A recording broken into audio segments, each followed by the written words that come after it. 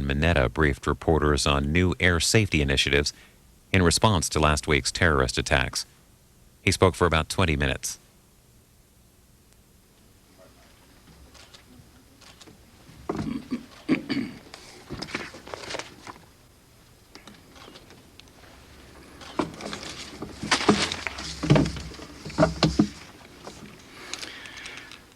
Today, I am announcing the creation of 2 rapid response teams. I have asked 6 national leaders in aviation and security protection to join with senior executives here at the Department of Transportation, including FAA officials. By October 1, they will report to me with specific recommendations for improving security within our nation's aviation system. Now, our team will focus on increasing security, or one team will focus on increasing security at our nation's airports. The other team will focus on aircraft integrity and security with a specific focus on cockpit access. Now, these teams will augment our existing experts at the Federal Aviation Administration and the Department of Transportation. By the way, let me take this opportunity to thank all of the employees of the Federal Aviation Administration under the great leadership of Jane Garvey and Monty Belger for the heroic work that they have done in response to this national crisis. When I ordered the National Airspace System to be cleared last Tuesday morning, the FAA air traffic controllers and the flight deck crews of all of the airlines and pilots who were in the air at the time brought down every flight nationwide safely and in a coordinated manner. And everyone from the screeners at the airport to the pilots and cabin crews, the additional law enforcement personnel, everyone is working at a high level of dedication and teamwork. And all I would like to say to everyone is thanks a million. Now, our efforts must turn towards the development of long-term sustainable security improvements within our airports and on the aircrafts themselves in order to ensure American passengers with the highest possible levels of safety. Now, I understand the complexity of these issues, and I know that there have been numerous past studies that have been undertaken. But what I expect now are the right answers in response to the dramatic events since Tuesday's crisis.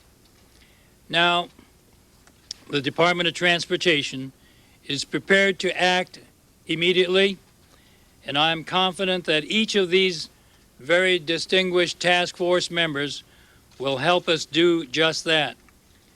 The task force members will be, first of all, Robert W. Baker, Vice Chairman of American Airlines; Charles M. Chip Barkley, President of the American Association of Airport Executives; Robert A. Davis, former Vice President of Engineering and Technology for the Boeing Company; Herb Kelleher, Chairman of the Board of Directors, Southwest Airlines; Raymond Kelly, former Commissioner of the U.S. Customs Service and veteran law enforcement officer; and the 6th person is Captain Dwayne Worth, President of the Airline Pilots Association. Let me give you first a sense of what we have been doing here at the department. On September 13th, you will recall I announced the gradual restoration of mobility within the national airspace system. We have taken immediate steps to develop heightened security measures to ensure the safety of airline passengers. All of the country's major airports have resumed normal air service operations, with the exception of Ronald Reagan National Airport, which remains temporarily closed. Now, immediately following the acts of these terrorists, the Department of Transportation, under the Ports and Waterways Safety Act, took all necessary action to control the movement of all vessels in the navigable waters of the United States. That is under the primary jurisdiction of the United States Coast Guard. And all ports and waterways have remained open and secure since September 12. I have directed the Coast Guard to activate their port security units in New York, Los Angeles, Long Beach, California, and Puget Sound, Washington. The Coast Guard has mobilized their reserve members, bringing 600 additional Coast Guard members to the Atlantic area and an additional 225 Coast Guard folks to the Pacific.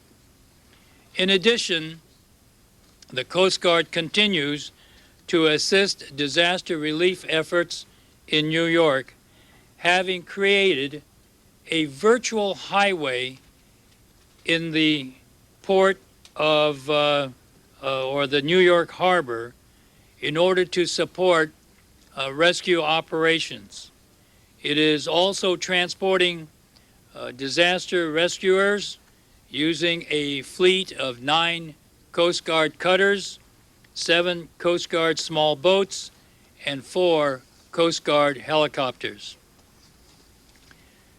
To ensure pipeline safety, the Department of Transportation issued a pipeline security information circular on September 11th, recommending that all pipeline companies take steps to implement emergency security measures and to develop a long-term plan to strengthen security operations.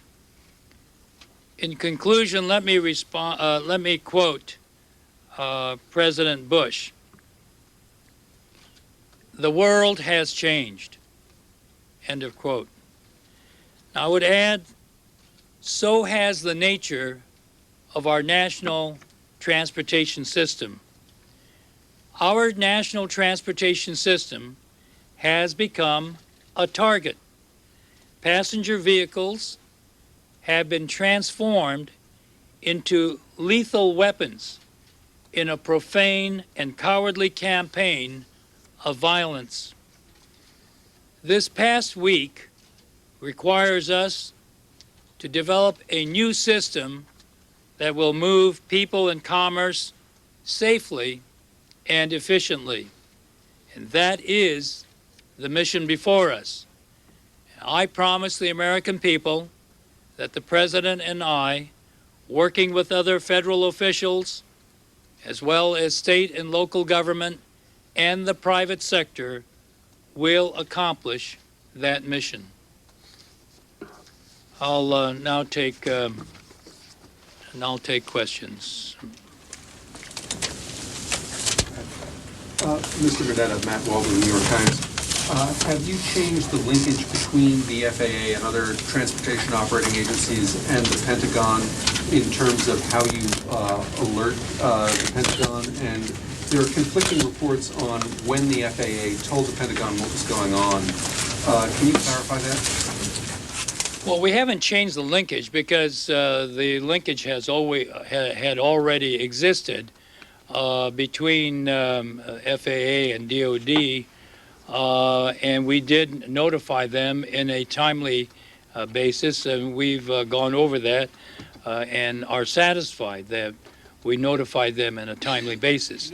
Now, in terms of additional linkage, we have now a direct linkage to the Port Authority New York, New Jersey, and in order to, especially during this time, because of the crisis state that we're under in terms of making sure that we get the transportation system up and moving as quickly as possible. But there has been a review of that FAA/DOD linkage, and we are satisfied that it was done on a timely basis. Do you know when it was done? The first impact being 8:48 at the World Trade Center. By one account, it was done before that, but the Pentagon is saying it didn't hear anything until 15 minutes before the third impact at 9:45. Well, I can't account for what DOD is saying, but then I know that in our review of what we have done, we are satisfied that we notified. Our linkage is with NORAD, and we're satisfied that that was done in a timely basis. Some of the people that have been named in Tuesday's attacks are on the nation's terrorist watch lists. Can you tell us how they move so freely within the United States and how they were able to board U.S. aircraft without question? I'm not sure. I am not sure that they were on. They might have been on the watch lists of, let's say, immigration, or in terms of moving in and out of the country. In terms of the passenger lists that are given to the airlines, I'm not sure whether all of those names were on the watch list for them to look out for. I know that since the 11th, since Tuesday, that is the case now. Can I just follow up real quickly? You brought up NORAD. Can you say when the FAA notified NORAD of any problems? I don't have that on me right now as to when that occurred, but in terms of our own review at the FAA in their conversations with me, they said it was done on a timely basis. Ricardo. Mr. Secretary, has the time come to reinforce cockpit doors so that they can't be busted down easily? Well, one of the things that we will be looking at with this response team that we are putting together is that whole issue of the general picture being the airplane security, but the specific that we'll be also focused on is that relating to the cockpit door. There are a number of technology issues, I think, that are involved, as well as operational in terms of the access through the cockpit door. And, their health needs of the flight deck crew. You're on an 11.5-hour flight, you want to be able to eat, and you want to be able to go to the bathroom. On the other hand, if you close the door and, like a bank vault, sit there and seal the cockpit, it makes it tough. On the other hand, there are also requirements for in terms of decompression, to have vents in the door. So again, if we want to make that place secure, we also want the airplane to be able to take off. So there are a lot of issues that the response team will be taking a look at, and so I think, but we will focus on the cockpit access area. Mr. Secretary, a number of us have concerns that we haven't yet seen a chronology from FAA. We have such a chronology of what happened Tuesday from DOD. When do you think we might be getting one from FAA and from the Department of Transportation? Well, let me talk to them about putting that chronology together. Mr. Secretary, you said that National Airport is temporarily closed. Does that mean it definitely will be reopened to commercial air traffic at some point in the future? Well, we're going to be working with the Department of Defense, or the National Security Council, and with the President on that issue. Right now, the only movement we're allowing are aircraft to depart for planes that are at at National, and I'm not sure. I think we had roughly, as I recall, maybe about 125, 130 airplanes there on Friday. I'm not sure what that inventory is down to now, but I would imagine, I'd be guessing, but I bet it's probably maybe 50 between aircraft. And some of them, are corporate aircraft that are sitting there because the corporations are located in the Northern Virginia, Maryland, D.C. area.